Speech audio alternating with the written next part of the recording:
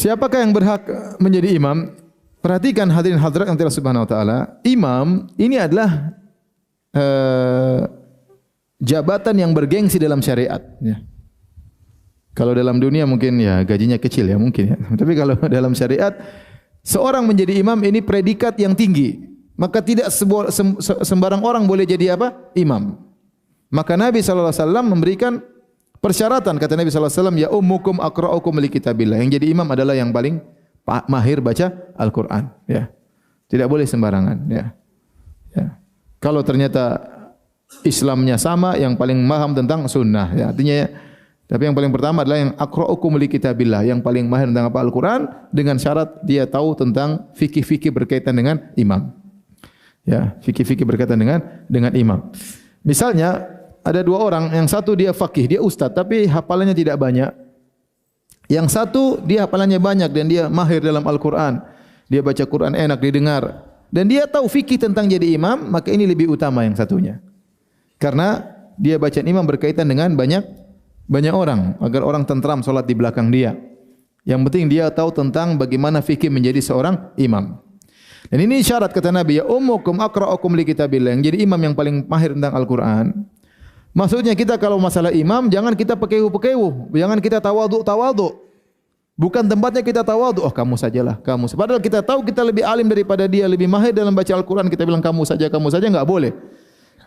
Karena Nabi yang suruh pilih yang paling mahir dalam masalah apa? Al-Qur'an. Bukan masalah tawadhu, itu tawadhu tidak pada tempatnya. Ya. Karena misalnya kita lagi sholat, kamu aja deh. Kita tahu dia lebih mahir dalam baca Al-Quran. Jangan, atau kita tahu kita lebih mahir, terus kita dipersilakan, enggak, kamu aja lah. Tawadhu tidak pada tempatnya. Kalau anda tawadhu di sini, berarti anda menyelisih hadis Nabi. Nabi yang suruh, sallallahu alaihi wasallam, ya ummukum aqra'ukum li kitabillah. Yang jadi imam yang paling mahir tentang apa? Al-Quran. Kalau anda merasa diri anda lebih baik daripada yang anda kenal semua, yang hadir anda lebih hebat, ya udah ente yang maju. Menjalankan perintah Nabi. Ini bukan masalah tawadhu-tawadhuan, tapi ini perintah Nabi sallallahu alaihi wasallam. Karena akhirnya kalau ada kita tawadhu, akhirnya yang bahlul yang maju gimana? Imamnya bahlul, kemudian yang di belakang pada gelisah, tidak puas, ya ente salah sendiri, tawadhu tidak pada tempatnya. Saya pernah lagi safar, singgah di Saudi, singgah di suatu masjid, kemudian ada orang Arab, ada saya orang Indonesia, ada orang Pakistan, rame-rame, kemudian azan dikumandangkan, terus siapa yang jadi imam? Lihatin. Ada orang Pakistan satu maju dengan PD-nya. Pakai itu Bangladesh atau Pakistan. Keren.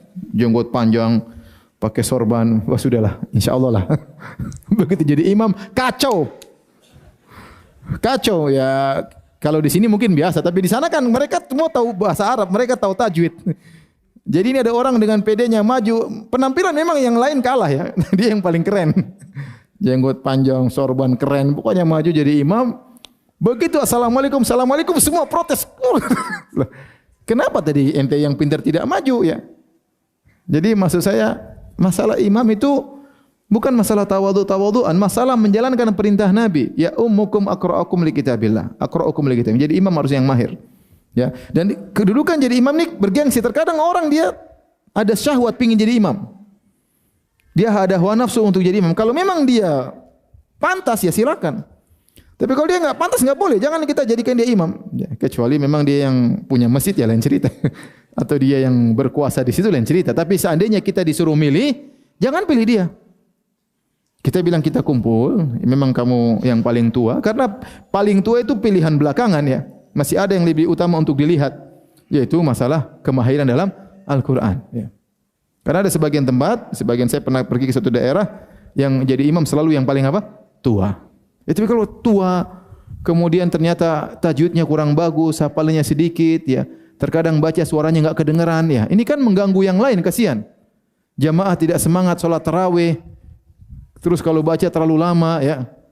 Jadi kita ingin kemaslahatan bagi jamaah. Mu'adz bin Jabal saja ditegur oleh Nabi karena baca terlalu panjang menggelisahkan jamaah. Maka dicari imam yang bacaannya enak. Ya, tentu dengan dia juga orang bertakwa dan dia tahu fikih bagaimana menjadi imam, bagaimana kalau dia batal di tengah jalan, bagaimana kalau terjadi sesuatu, bagaimana kalau gempa, dia harus ngerti. Bagaimana kalau dia lupa, ya, dia harus ngerti masalah-masalah fikih yang berkaitan dengan imam. Jadi saya ingatkan, imam adalah kedudukan bergengsi dalam syariat. Ya. Kedudukan yang predikat yang tinggi, maka tidak sembarang orang boleh menjadi imam. Kata Nabi, ya ummukum aqra'ukum li kitabillah. Jadi imam adalah yang paling mahir dalam Al-Qur'an. Taib. Pembahasan berikutnya, bagaimana kalau imamnya masih anak kecil? Ini contoh nyata bahwasanya para sahabat akhirnya milih anak kecil jadi imam karena dia yang paling banyak hafalannya. Kisah Amr bin Salamah radhiyallahu taala anhu, ya. Tatkala Rasulullah menyampaikan kepada dia dan rombongannya, kata Nabi SAW, fa idza hadaratis salatu falyu'adzin ahadukum wal ya'ummakum aktsarukum Qur'anan. Kata Nabi, jika tiba salat, hendaknya salah seorang dari kalian mengadzankan dan hendaknya yang jadi imam yang paling banyak Al-Qur'an, yang paling banyak hafalannya. Ketika tiba waktu salat, kata Amr bin Salamah radhiyallahu anhu, fanadharu, mereka pun lihat. Falam yakun ahadun aktsar Qur'anan minni. Mereka cek-cek, ternyata yang paling banyak hafalannya adalah aku. Lima kuntu atalaqqa minar rukban, karena saya selalu ada orang datang, saya selalu dengar mereka baca Quran, jadi saya yang paling banyak hafalannya. Faqaddamuni baina aidihim, maka mereka orang-orang dewasa tersebut menyuruh saya jadi imam. Wa ana ibnu sittin aw sab'i sinin, umur saya masih 6 tahun atau 7 tahun. Ini di antara dalil yang sanggup bahwasanya jadi imam bukan masalah umur, umur belakangan, ya. Kalau sudah sama-sama pintar, lebih tua, baru tua yang dimajukan.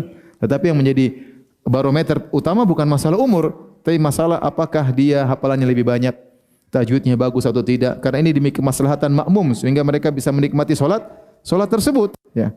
Ternyata Amr bin Salamah umurnya 6 tahun, 7 tahun sudah jadi imam. Dan ini dalil bahwasanya imam tidak harus balik, karena 6 tahun belum balik.